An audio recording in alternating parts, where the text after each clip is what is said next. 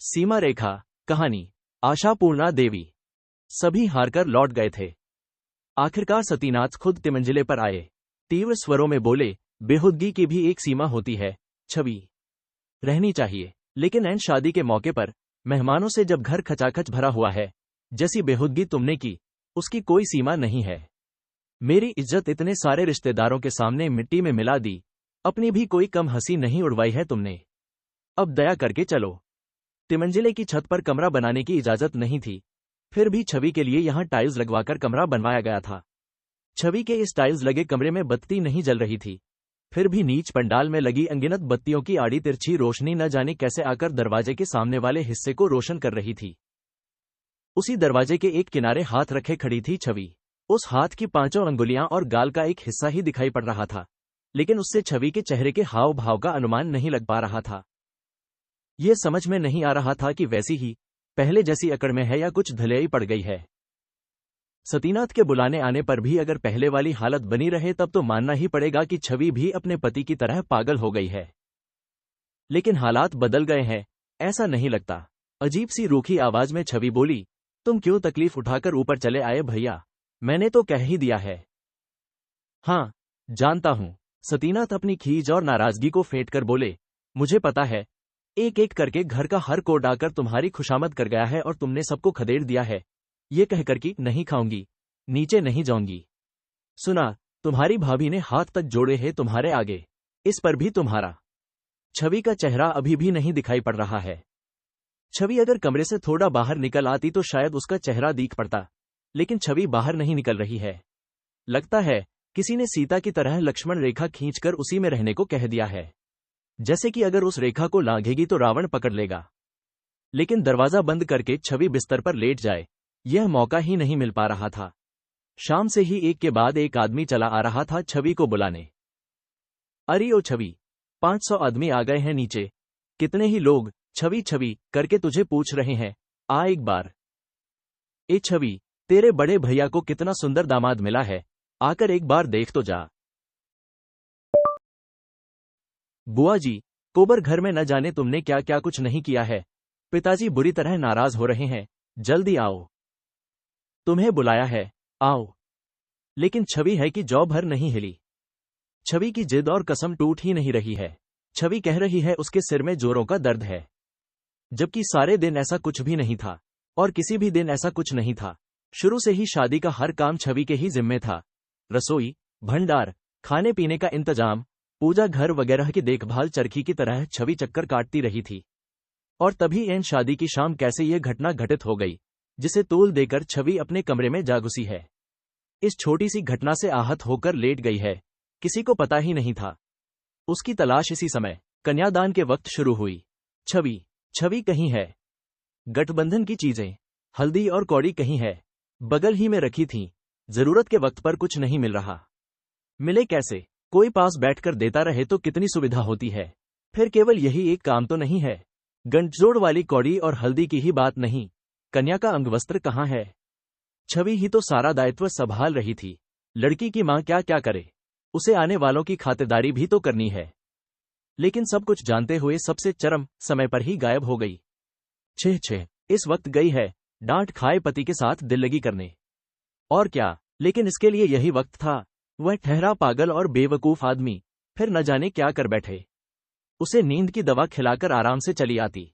बाबा, शादी हो जाए, वर वधू कोबर घर में जले जाए, तब न हो थाल सजाकर खाना, तिमंजिले पर ले जाना और पतिदेव को छेड़ छेड़ कर खिलाना। यह क्या, यह सब तो बर्दाश्त करना मुश्किल है। लोगों से सारा घर भरा है और तू अपना रोब झाड़ती कमरे में पति के साथ जा बैठी है। कह रही है वह नहीं खाएगा तो मैं भी नहीं खाऊंगी। छह छह बड़े भैया को इतना बढ़िया दामाद मिला, सब के सब कितने खुश हो रहे हैं, और तूने देखा तक नहीं। सुहागनों के नेगाचार के समय तक उतर कर नहीं आई, यहां तक कि अब न खाने की धमकी दे रही है। इतना बड़ा हंगामा, इतना खाना पीना, मछली मिठाई का ढेर, और तू कह रही है मैं नहीं खाऊंगी। दोनों जने नहीं खाएंगे, उपवास करेंगे और कोप भवन में पड़े रहेंगे। भतीजी के शुभ अशुभ का तुझे ध्यान नहीं, तू अपने भाई भौजाई की इज्जत की हेठी करेगी। बेहुदगी की भी एक हद तो होती है। बड़ा भाई तुझसे उम्र में 20 साल बड़ा है, पिता के समान, पिता की तरह तुझे पाला पोसा, तेरी शादी की, इतना ही नहीं, उसके बाद भी 12 महीने तुझे और तेरे पागल पति का बोझ ढो रहा है। तेरे लिए कमरा तक बनवा दिया है। उसी बड़े भाई ने अगर पागल को बुरा भला कह दिया और जरा सा झंझोड़ दिया तो क्या तू ऐसा सलूक करेगी? तुझमें इतना सा भी कृतज्ञता का भाव नहीं है। आभार की इस घोर अनदेखी के बाद छवि देखने में कैसी लग रही है? शायद इसी दृश्य को देखने के लिए छवि के खपरे की छत वाले कमरे के दरवाजे पर रथ यात्रा जैसी भीड़ जमा थी। हालांकि ऐसे भी बहुत लोग थे जो सहानुभूति का प्रदर्शन भी कर रहे थे, भले ही चोरी छिपे, क्योंकि जिनके घर वे आमंत्रित थे उनके खिलाफ अगर कुछ कहना हो तो चुपके चुपके कहना ही ठीक रहता है। चुपके चुपके ही यह कहा जा सकता है, हाय हाय, छोटे बहनोई बेचारा पागल, समझता नहीं है तभी तो ऐसी नादानी कर बैठा था। इसी छोटी सी बात के लिए तुम जैसा एक समझदार पढ़ा लिखा आदमी जो अपनी लड़की की शदियाई पर बैठा हो, ऐसे शुभ दिन पर उसे धक्के मारकर गिरा दिया। चूंकि बहन बेचारी मजबूर होकर तुम्हारे पास पड़ी है, तभी न तुम ऐसी ओछी हरकत कर सके। कोई पैसे वाली भाग्यवती बहन होती तो कर सकते, लेकिन यही लोग नीचे पहुंचते ही कुछ और ही कहने लगते, गुस्से से आग बबूला हो जाते। भला होंगे क्यों नहीं? ये सब क्या ईसा मसीह हैं, चैतन्य महाप्रभु हैं, जो उन्हें गुस्सा नहीं आएगा?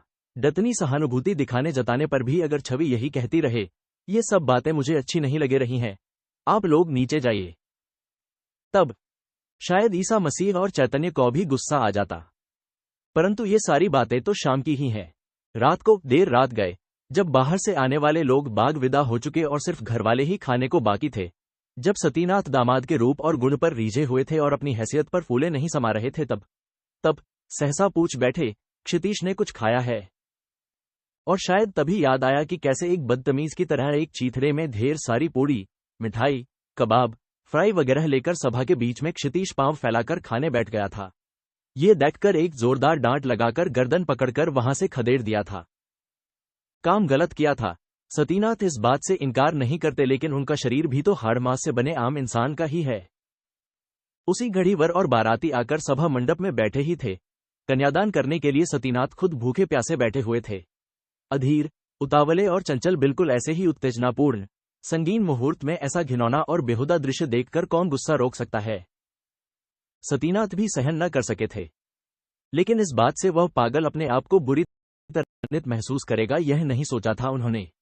ज्यादा से ज्यादा हलवाई के पास जा बैठेगा, उन्होंने यही सोचा था। सही बात का पता उन्हें तब चला जब देखा कि छवि अनुपस्थित है। छवि के बिना सिर्फ उन्हें ही असुविधा का सामना नहीं करना पड़ रहा, सारे घर में तरह तरह की बेतरतीबी दिखाई दी थी। चारों ओर से छवि छवि पुकार शुरू हो गई थी। और उसी समय बड़ी साली ने कन्यादान सभामंडप के बीच सारी बात का खुलासा करते हुए कहा, पता नहीं भाई, सुन रही हूं तुमने अपने बहनोई को भला बुरा कहा है, गर्दन पकड़कर धकेला है, इसीलिए तुम्हारी बहन दुखी होकर पति के साथ बंद कमरे में बैठी है, तब से नीचे उतरी तक नहीं है। पता चला बहनोई जी ने हलवाई से पत्तल भर खाना इकट्ठा किया था और वह सब भी आंगन, बरामदे, सहन और सीढ़ियों पर बिखरा दिया था। गुस्से के मारे सब कुछ फेंक फांक कर फैला दिया था, माना कि वह पागल है, पर तुम्हारी बहन तो पागल नहीं है ना? दलीलों से भरा ऐसा सवाल सुनकर सतीनाथ भी गुस्से से पागल हो गए थे। चूंकि वह वैवाहिक क्रिया संपन्न करवाने बैठे थे, इसीलिए तुरंत कोई पहल नहीं कर सके थे। लेकिन इस समय उनके मन में प्रसन्नता से हृदय के तार बज रहे हैं। 10 घड़ी यह पूछा जा सकता है, क्षितीश ने खाना खाया? ऐसी कोई बात कानों में नहीं पड़ी जो उन्हें अच्छी लगती। सुना शाम से ही कुछ नहीं तो भी 50 लोग होंगे जिन्होंने जा जाकर छवि की खुशामद की है। आकर शादी देख ले, लोगों के पास आकर बैठ, पांत में बैठकर खाना ही खा ले। लेकिन वह पत्थर की तरह बैठी है, टस से मज नहीं हो रही, उसे नीचे उतारा नहीं जा सका है। इस बदतमीजी की पूरी कहानी दोबारा पत्नी से सुनी। इसके बाद भी मन में प्रसन्नता और विहलता के तार झंकृत होते रहेंगे, ऐसी आशा नहीं की जा सकती। वह तेजी से तिमंजिले पर जा पहुंचे और बोले, अरे मैं तेरे आगे हाथ जोड़ रहा हूं, चलकर हमारे साथ खाना तो खा ले। क्या छवि की आवाज कप रही थी, या कि सतीनाथ का वहम था? शायद वहम ही था। छवि तो बड़े स्पष्ट स्वर में कह रही है, ऐसी बातें क्यों कर रहे हो बड़े भैया? मैं तो कह चुकी हूं कि भोज खाने की हैसियत मुझ में है नहीं, मुझसे खाया नहीं जा सकेगा, सिर में बड़ा दर्द हो रहा है। सतीनाथ को याद आया, एक पोटली में बंधा खाना, साथ ही वही दृश्य, कितना बीभत्स, और इसी के साथ ही कि भले ही पागल हो या जानवर है तो पति ही। भीग स्वर में बोले, अच्छा ठीक है, खा सको या न खा सको, एक बार साथ बैठ तो जाना। मैं क्षितीश का खाना ऊपर भिजवा रहा हूं, उसे खिलाकर तू नीचे चली आ। उसी तरह से पत्थर की मूरत सी बनी छवि बोली, वह तो खाना नहीं खाएंगे बड़े भैया। फिर उनके धीरज का बांध टूट चला। और ऐसा होना कुछ आश्चर्य की बात भी नहीं थी। सतीनाथ नीचे उतर आए। उन्होंने बड़े रूखे ढंग से इतना ही कहा, जिसके मन में चोर हो वही ऐसा कर सकता है। तभी ऊपर अमल आ गया। उसने आखिरी पांत को खिलाने पिलाने का जिम्मा लिया है। और इधर एक साधारण सी लड़की की धनुष भंग वाली जिद के कारण घड़ी की छोटी सुई 12 से 1 पर आ गई है। वह इन लोगों का नाते रिश्तेदार कुछ भी नहीं है, पड़ोसी भर है। इस तरह की जिम्मेदारी सिर पर लादने की कोई वजह भी नहीं, लेकिन आदतन ही सही ले ली है। लेकिन रात इतनी अधिक होने को आई तो खुद उसके घर वाले क्या सोचेंगे। सीढ़ी पर सतीनाथ से टक्कर होते होते बची। सतीनाथ ने एक बार आंख उठाकर देखा, फिर खीज, उलाहने और मजाक के स्वरों में बोले, ओह, लगता है तुम ही बाकी थे, और नीचे उतर गए। पड़ोस का लड़का है, जाना पहचाना। इसमें हैरान होने की कोई बात नहीं थी, लेकिन किसी तरह की कोई उम्मीद नहीं थी। खुद अमल को भी आशा नहीं थी। वैसे वह सब कुछ सुन चुका था, सारी घटना भी, और उस बारे में होने वाली अच्छी बुरी बातों से भी वह परिचित था। इसीलिए अमल को अपने पर भरोसा नहीं था।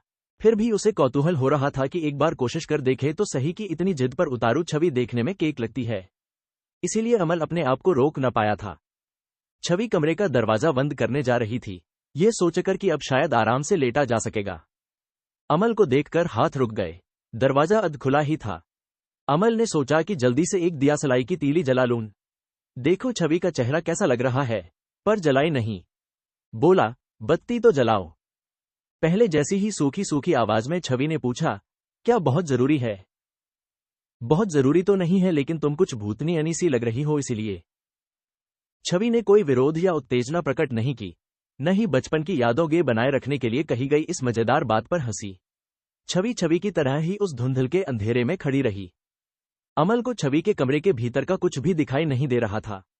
छवि अधखुले किवाड़ के एक पल्ले को पकड़े खड़ी थी, इसीलिए भीतर झींकने की नाकामयाब कोशिश करते हुए अमल बोला, क्षितीश बाबू सो रहे हैं? हाँ। डतनी देर बाद उसकी हंसी सुन पड़ी।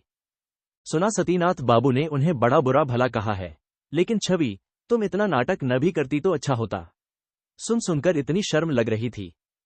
इसके साथ ही बार अमल को लगा, छवि आधी भूतनी तो लग ही रही है। यहां तक कि उसकी हंसी भी। छवि मुस्कुराकर बोली, मेरी बेशर्मी पर यकायक तुम्हें क्यों शर्म आई, अमल? अमल क्या सचमुच दियासलाई की तीली जलाए, ये देखने के लिए कि न केवल बेशर्म, एकदम ही बेरहम छवि का चेहरा कैसा लग रहा है। अंधकार में अधछिपी छवि ठीक से पहचान में नहीं आ रही है। छवि के बड़े भाई ने धोखा खाया था। बिना कुछ समझे बूझे ही एक सिरफिरे पागल के साथ छवि की शादी कर दी थी। तो भी छवि ने बड़े भाई को इसके लिए कभी कुछ नहीं कहा। छवि के जेठ ने अपने पागल भाई और भौजाई को यहां चलता किया तो भी छवि ने उन्हें बुरा भला नहीं कहा। छवि ने अमल की कायरता को भी कभी नहीं धिक्कारा। वह सहज और स्वाभाविक ढंग से ही कामकाज करती रही। शादी के पहले जिस प्रकार हर काम का जिम्मा लेती थी, वैसे ही लेती रही। वैसे उसका ज्यादा वक्त पागल को संभालने में ही चला जाता था। तो भी हर बात पर हंसी मजाक का जामा पहनाकर अपने आप को उसने छिपा रखा था। अमल को क्या ये सारी बातें नहीं मालूम? वह तो हर रोज यहां आता है। क्षितीश को बहुत देर तक न देखने पर वह बेचैन हो जाया करती थी, पर अपनी पीड़ा को मुस्कान में तब्दील कर बातें करते करते सहसा उठ जाती। लो, बड़ी देर से मुझे मेरे बबुआ नहीं दिखाई दिए, जरा देख लूं कहीं साधु होकर न चले गए हों। कभी कहा करती, कितना बज रहा है? अरे, ये तो काफी देर हो गई है। देखो कहीं महाप्रभु खुद ही रसोई में घुसकर खाना साफ न कर रहे हों। कभी कहती, लो देखो, अपना चेहरा छिपा करके दया में कहीं चल दिए। हम लोग बातें कर रहे हैं, यह उन्हें बर्दाश्त नहीं। मैं चली बाबा, वरना भोले बाबा रुद्र बनकर समाधि पर बैठ जाएंगे। पागल के पागलपन पर कोड अगर हंसी मजाक करता या नाराज ही होता तो छवि को किसी ने दुखी या गुस्सा करते नहीं देखा है। उन्हीं के सुर में सुर मिलाकर हंसती हुई कहती थी, कहो भाई, तुम सब मिलकर कहो जरा, मेरा भी बोझ कुछ कम हो जाए। जीजा जी कहकर खातिर करने से कहीं बेहतर होगा पिटाई लगाना। ये सारी बातें वह हंस हंसकर ही कहती थी। फिर आज पति का आखिर ऐसा अपमान क्या हो गया कि चेहरा ही बदल गया। तब तो सतीनाथ की पत्नी का कहना ही ठीक है। मानना पड़ेगा कि मारे जलन के और जरा सा मौका पाते ही छवि ऐसे नखरे कर रही है। बड़े भाई की लड़की की इतनी धूमधाम से शादी हुई, इतना सुंदर दूल्हा मिला, ये देख देख कर ईर्ष्या से छाती फट रही है। छवि के बारे में ऐसी बातें सोचना भी गुनाह है।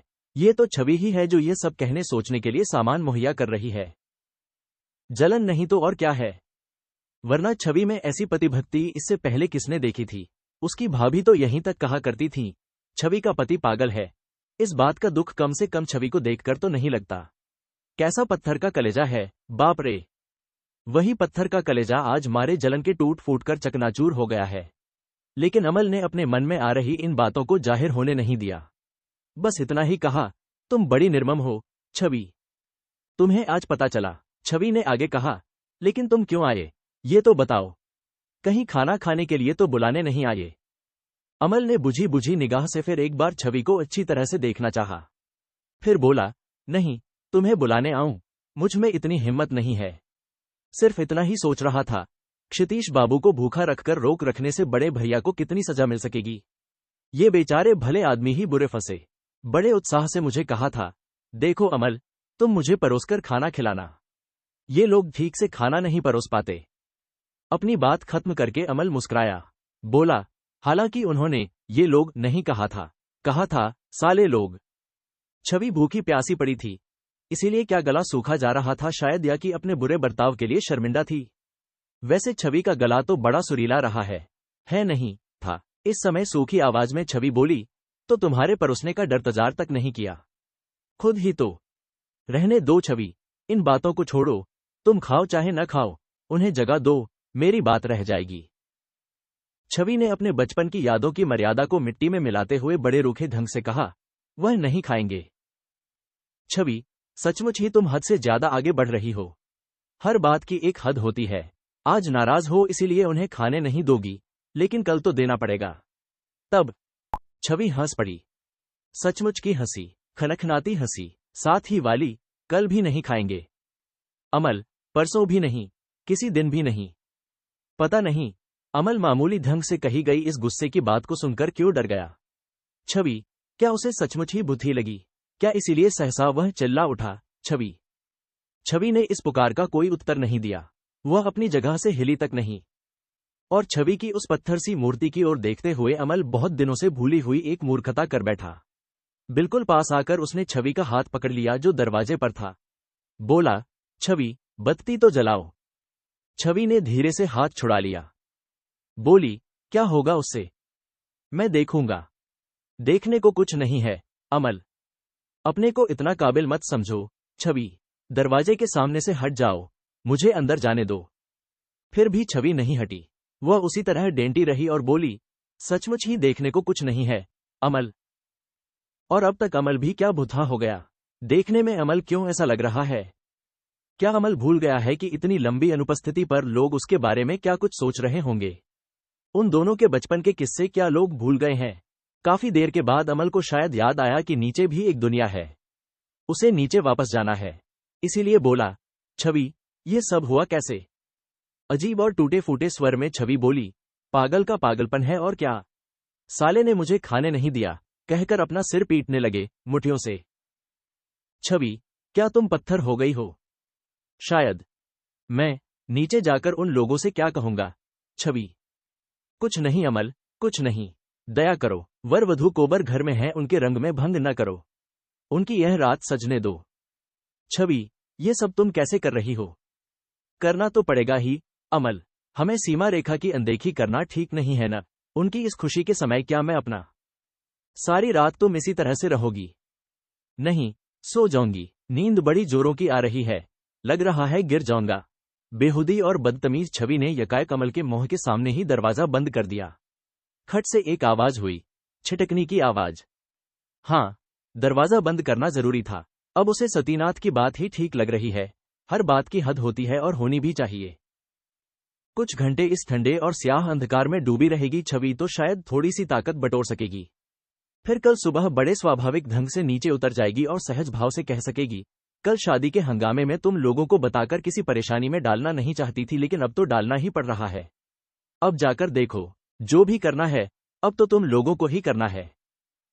अनुवाद रणजीत कुमार साहा।